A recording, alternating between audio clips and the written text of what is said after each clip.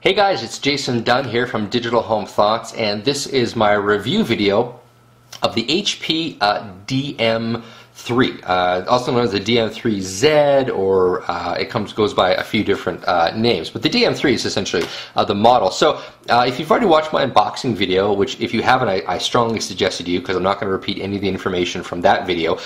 This is part of HP's an HP and AMD alliance, let's say, for creating a thin and light notebook. So this notebook is quite thin and it's quite light. You can see that the screen here is quite thin, and the device is quite thin itself. So it's a thin and light notebook, and the idea here was to sort of go after essentially a step above what a typical netbook would offer. So your typical netbook, of course, can be characterized in a couple different ways. I mean, it typically has an an Intel Atom CPU. Typically has 1 gig of RAM, maybe a 160 gig hard drive, and it typically has a smaller screen. And with the exception of a few models that use NVIDIA's Ion processor, it doesn't really have a GPU, like a sort of real graphics acceleration.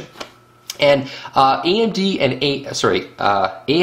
HP, rather, they sort of set out to create a device that was essentially one step above a netbook in the thin and light category, that offers a lot more performance than a typical netbook. It runs, Windows 7. That's what this particular model is running. But it gives you real graphics acceleration. It gives you the ability to play back, HD video, all of those other things. So let's talk about the benchmarks and sort of what I thought about actually using this device. So let's talk about battery life first, because that's definitely one of the top questions that I get asked over and over and over again. And the battery life on this notebook is, oh boy, it's better than the DV2, which was the white version that I showed in my unboxing video for this particular unit. But it's not as good as HP wants you to believe it is. And of course, that's the way that these things always go. They're never quite as good as the manufacturer says they are, because it's really hard to get your usage scenarios, the same as the manufacturer says. So I have a test called the Lord of the Rings test, and what I do is I have a ripped DVD of Lord of the Rings that is the extended edition. Now, that movie is 2 hours and 51 minutes, so almost 3 hours, and what I do is I play back that movie at 100% brightness, so let's say you were watching it, in a room that was fairly well lit, 100% brightness, and I see if it will last. Now, the DM3 did actually manage to make it through the entire movie, so 2 hours and 51 minutes, and it had 5% battery life left, so it just barely squeaked by. And at 5% battery life, Windows is complaining it needs to shut down, and so pretty much you'll be able to watch The Lord of the Rings and then turn it off. But you, of course, would have to have a 100% fully charged battery. So the DM3 technically makes it, but I would really prefer it if, of course, it had a little bit more battery life than that. Now, in terms of comparisons, the DV2 crapped out after 2 hours and 23 minutes, so it couldn't do it. The Dell 14Z with the 6-cell battery crapped out at 2 hours and 28 minutes. The Dell Adamo crapped out at 2 hours and 48 minutes. So the DM3 managed to do something that most of the recent computers that I've looked at haven't been able to do, and that is, of course, to make it all the way through the Lord of the Rings battery test. Now, if you lower the screen brightness, the screen on this thing is quite nice. It is it's a 13.3-inch screen that goes fairly bright. So right now I have the brightness cranked up all the way. And the screen on this thing, like I said, is quite bright. So if you lower the brightness, you can, of course, gain more battery life.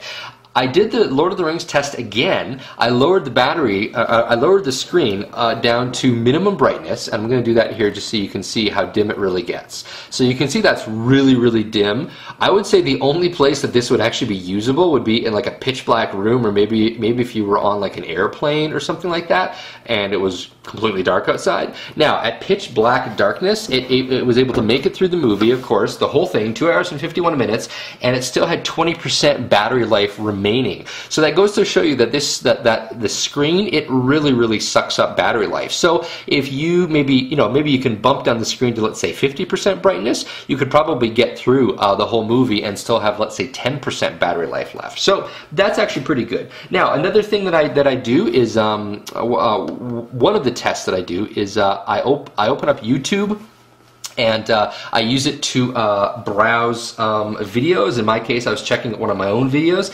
and if on the DM3, watching 92 minutes of YouTube HD videos, okay, so that 92 minutes, so it's a little bit over an hour and a half, clicking on the HD button, so HD quality. Now, I did not watch it full screen. I watched it in just sort of its regular standard size, and that was using up 35 to 53% of the CPU. And so what that means is that the CPU was actually having to work fairly hard in order to do that. I was able to get 2 hours and 20 minutes out of it. Now, I should point out that that is also with the screen brightness, turned up all of the way. So 2 hours and 20 minutes. The same type of test with the HP DV2, it managed only 70 minutes, and that was only an hour and 53 minutes of YouTube videos. So HP has done some decent optimization in terms of the battery life on this. And it's also worth noting, of course, that the screen on this one is 13.3 inches. The screen on the DV2 is only 12 inches. So this actually has a bigger screen, which of course means more power draw. Now, I have another test where I call it the online kind of surfing and typing test, where basically I keep reloading, a couple of different websites and a couple of different pages, over and over and over again. It's an incredibly boring test. I tend to do it when I'm like watching TV or watching a movie. Now, a couple things. Wi-Fi was turned on, of course, to be able to load the pages. Brightness was at 100%, and I didn't watch any videos. So it was basically just loading web pages and doing a little bit of typing and things like that. So how long did this last? It lasted 3 hours and 24 minutes.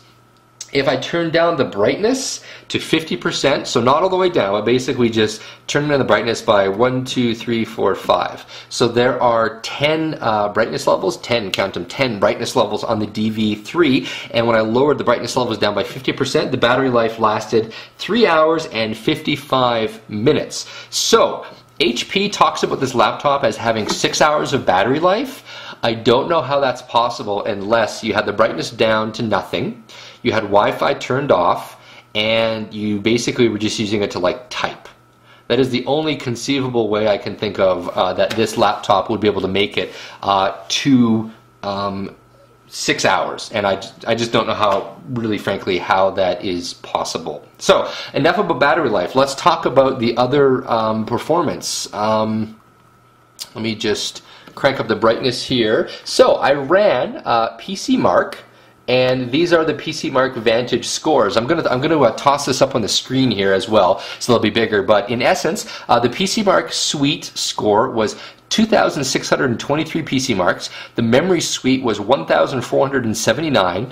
The TV and Movie Suite was 1,656. The Gaming Suite was 1,974. The Music Suite was 2,995. The Communication Suite was 2,856. The Productivity Suite was 2,360, and the Hard Drive Test Suite was 3,377. So there you go. Now, if you're asking yourself, well, how does that compare to other laptops? What I would encourage you to do is check out my other review videos of laptops, or go to futuremark.com, download this program for yourself. There's a free version, or I think it's like $20. And frankly, if you want to be benchmarking your PC, it's not a bad investment, to have.